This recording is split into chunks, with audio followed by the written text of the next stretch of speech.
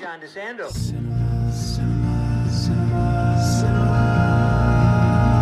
Classics, let's go to the movies and share some popcorn, soda pop with our friends. Turn off our cell phones and get away. Night or day, it's John DeSando on the radio. Cinema Classics is produced and hosted by John DeSando. Listen to shows Thursdays at 8:01 p.m. on WCBE 90.5 FM. And listen and show to... Should I start over? Sure. Okay. Cinema Classics is produced and hosted by John DeSando. Listen to shows Thursdays at 8:01 p.m. on WCBE 90.5 FM. And listen to shows and read reviews online at WCBE.org. I'm John DeSando. And I'm K G Kline. And this is Cinema Classics. And to let you know how much I trust you, I know very little except for what Shadowbox does about heavy metal. and I think of a name like Jim Morrison. I'm not even sure he was because of the Apocalypse Now. Light my fire. Yes, I'm good. yes. But other than that, and of course Rob Reiner, who was the director of Spinal.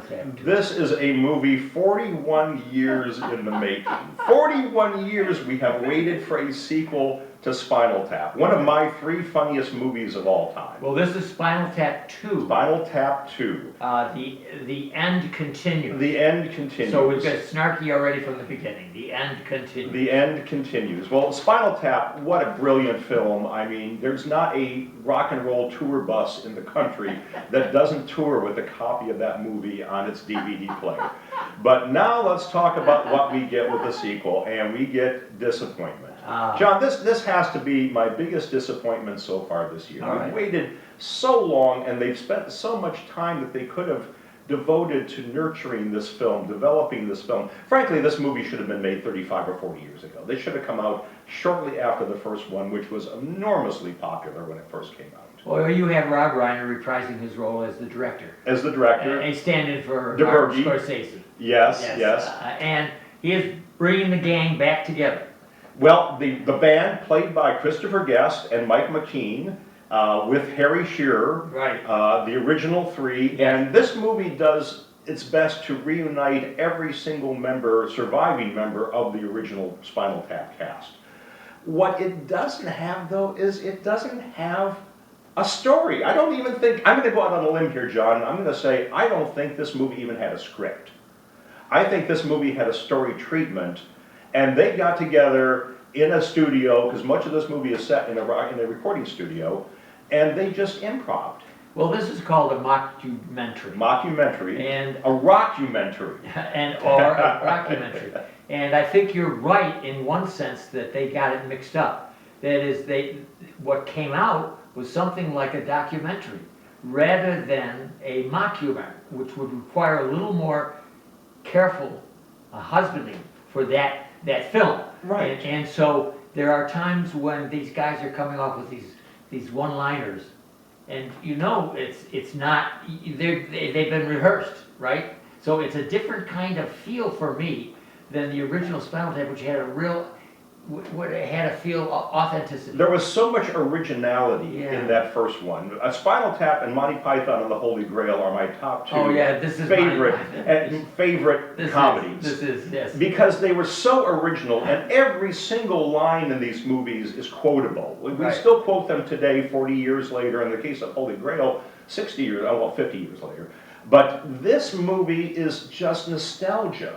This is them reminiscing about the events of the first movie, and they're much older now. They don't look like the people we remember You from think? Spinal Tap. You think? Well, that's the problem of making the sequel 40 years later. Nobody's going to look like they No did rock 40. star looks good. No. Mick Jagger does not look good at this point in his life, and there are other people who are singers who look a lot better. That's right. These boys had rough, and they don't mind telling you what a rough life they had, which some of us think was an ideal life. But it's hardly that. It was just pushed to the extreme. Where I think this movie fails is I think that they decided to let each of the actors create the background for their character for the last 40 years, and then they shot those scenes. One of them has joined a mariachi band. One of them operates a cheese shop. How about the glue shop? And the other one has a glue museum. Because he glue felt museum. like he was the glue for Yeah, and I get the impression that each of the actors was allowed to create their character's the backstory. cheese and guitars. Oh, yeah. You bring in your guitar and change that for a wheel of cheese. Yes, yeah, and by weight. Yeah, By weight. and Well, that's where I get a wait's little bit of about that Monty Python. There's a little bit of that, and of course any kind of comedy that has this improvisational Yes. approach does feel a little bit like Monty Python or SNL Sure, or yeah. Second City. Yeah, right. And those are some of the funniest movies of all time. But this movie, after that, it just feels like they were struggling to come up with anything. And they thought, well, let's get together for a couple weeks on a sound stage and we'll just improvise until we have enough footage recorded that we can piece together a movie. But there's nothing original in this movie. Well, the setup is that Reiner is pulling them together for the final show in New Orleans. They're right? contractually obligated to do one final show 35 years after they broke up because their original producer has passed away. His daughter inherited the rights to this last concert, which she thought was worthless, until they somehow scored a hit when another big star performed one of their songs on a video online. Oh, yeah. And she saw money. Oh, yeah. So they bring them together. But much of this movie, unlike Spinal Tap, where every scene is on the move, there was a lot of energy in Spinal Tap. Well, these boys are sitting around. I mean, there's a funny bit about them actually standing up and moving around. Yeah. They thought maybe this would be a good idea. A good character, additional character, is their promoter. Their promoter, yeah. And he thinks it might be a good idea for them to go. He's trying to get them to do exercises. These boys are not. And it's almost like watching a soundstage in a nursing home. You know? Well, one of them actually was doing a film for assisted living. It was called something assisted living. It was a very funny title. Yeah. Some of the titles, some of the little one-liners are pretty good. You know, I'll tell you two things that as you're talking, it reminds me as I saw this film. First of all, I love their drummer. Their lesbian drummer. Yes, the drummer. Just, new character, of course, because Yeah. every drummer has died. Yeah, 11 of them. 11, Doesn't yes. tell you anything. But she's not worried because she's a robust drummer. Yes. And she's a cutie pie. And there's one great moment when the old boy wants to hit it off with her. And then she introduces him to her lover. To her girlfriend, right. The other is the visitations from rock stars. Oh, yeah, we get a visit from Paul McCartney. You boy. And we get a visit from Elton John. Oh, how about you? Do you need Yeah. any more than that? I would like to have seen the two of them together. Now, the two of them together, that would have been worth the price of admission. Yeah. But there's no point to them being there. They're there, and then Christopher Guest starts arguing with Paul McCartney, and then Elton John comes in and he does a brilliant little piece with them, and he shows up at the end of the concert. But there's no development of that. They just show up. And I'm looking for a lot more of the original Spinal Tap. They've had 41 years. Come up with some new songs. You can't tell me that the people that wrote Big Bottom and Stonehenge just stopped writing music the moment Spinal Tap came out in 1984. You've had all this time. How about some new music? It was funny, don't you think, when one of the Stonehenge falls on him?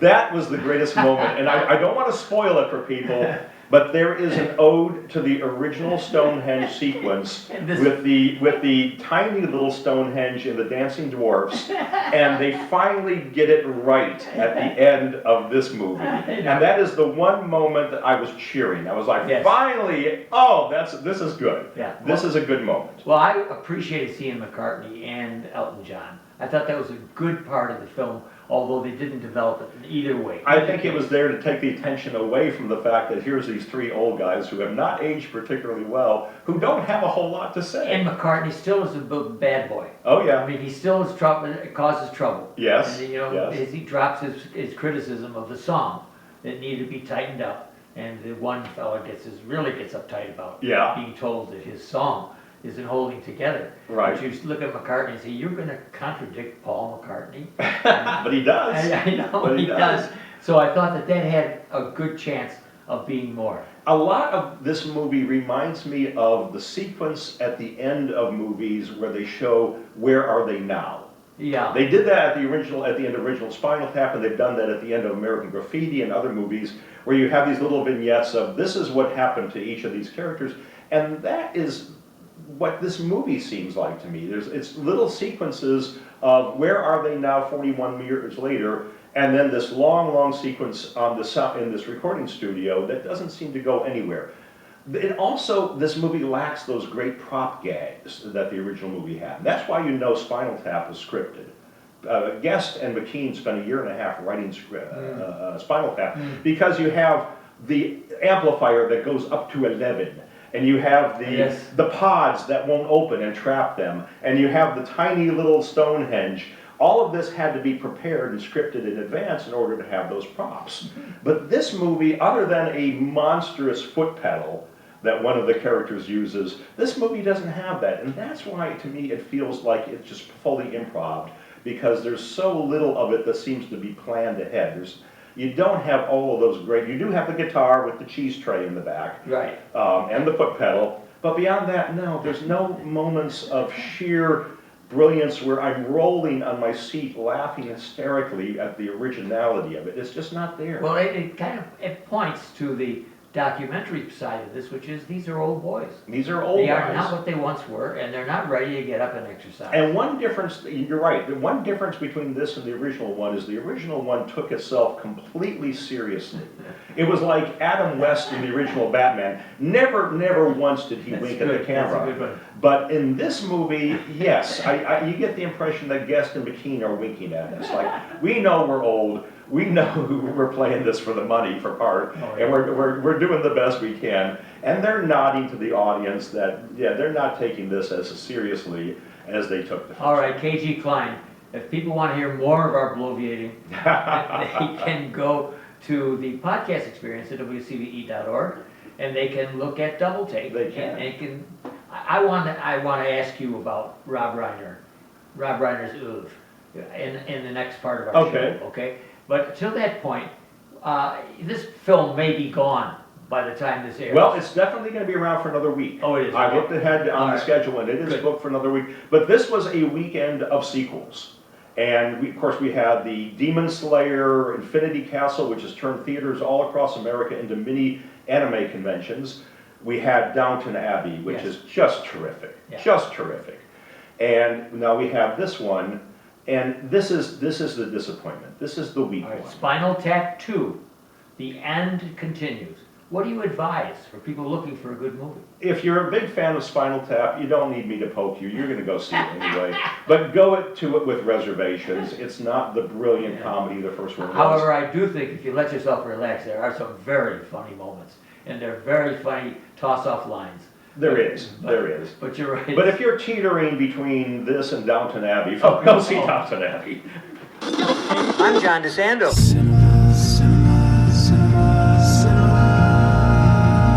Classics, let's go to the movies and share some popcorn.